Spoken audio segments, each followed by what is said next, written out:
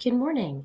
So I'm going to walk you through some of these questions and hopefully answer any questions that you have. If you don't understand, maybe I can rephrase them to help you get a better understanding. So I pulled up both the story and the questions so we can kind of walk through it together. So for each question, you're just going to think about the story that you read and then use use examples from the story to explain. You don't need direct text evidence. You just need examples from the story. So we learn in the very first paragraph up here where we pick up that Odysseus and his men land on the home of Circe. At first, she tries to kill him and his men by turning them into pigs, but Odysseus actually beats her. He outsmarts her, and he saves all of his men. So Circe, the goddess, falls in love with Odysseus. He decides to live there for a year, drink her wine, eat her food, kind of live the life of luxury. So, what do you think? Does that change your opinion of Odysseus as a hero? The fact that his wife is waiting at home for him, the whole story is about him getting home, and he wastes an entire year on an island with a goddess. Up to you. I also want you to think about, what does this tell you about cultural norms in ancient Greece? Okay, so let's think about this. He's cheating on his wife with a goddess for an entire year, but he's still a hero. So what does that tell you about Greece? What did they maybe allow, or how did they view the role of women in the story? The next question relates to the prediction that Tiresias, the blind prophet, gives to Odysseus. So for this, we have to go all the way down to the land of the dead. Okay, so it starts here at the top of paragraph 22 is where Tiresias starts giving his prediction for Odysseus. So let's look at it. Odysseus, glorious and brave, you ask about your return, right? So he wants to know, will he ever make it home? And Tiresias says, a god will make your journey bitter. As soon as you've escaped the dark blue sea, you reach the island of Thrinacia. On your sturdy ship, you'll find grazing cattle and rich flocks of Helios. Helios is the sun god, so he has a bunch of cattle on this island, and he watches over everything. If you leave them unharmed, you may return, even though you'll have trouble.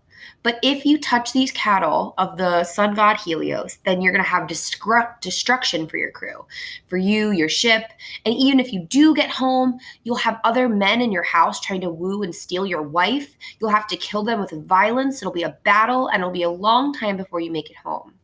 So if you're thinking about the prediction, he has a warning, right? He says, if you land on the island of the sun god, what are you not supposed to touch? If you go back, the grazing cattle and rich flocks of Helios.